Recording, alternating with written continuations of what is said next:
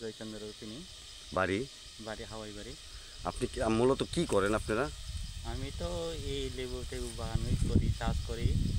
আগে আমরা দাদু থাকতেই আমরা এই লেবু বাগান টাগান চাষ করে খাইতাম।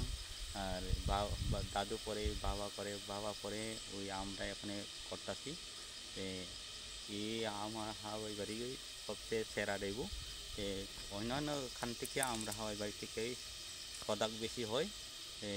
এই হাওয়াই বাড়ি থেকে সবখানে যাই, বা এখান থেকে আমরা এখান থেকে সবাই এই চারা তারা সংগ্রহ করে এই লইয়াই আমরা এই সবাই লেবু বাগান লইয়াই আমরা এই হাওয়াই বাড়ি সবাই ইয়ে কত বছর ধরে তোমরা করো এই লেবু বাগান?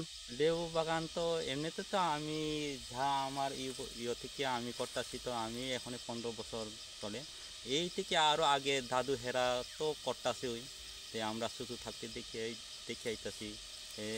তারপরে এখানে আমরা করি। আমি যা করে থেকে আমরা 15-20 বছর এই মনে হয়ে যাইতেছি।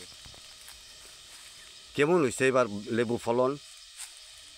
অন্যান্য বছর থেকে এবার তো বৃষ্টি বৃষ্টি টিষ্টি নাই, ফলনটাই এবার একটু কম। তবু আছে মোটামুটি, আমরা তবু সংসারটা চলি এই দিয়ে টুকটাক হয়ে। কিন্তু সামনের বার তো অনেক আমরা ফল পাইতাম, কিন্তু এবার একটু কম পাই। কত করে বেচো লেবু বাজারে?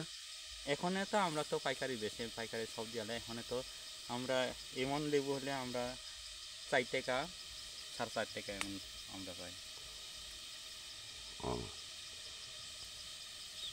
কোনানে বেচো?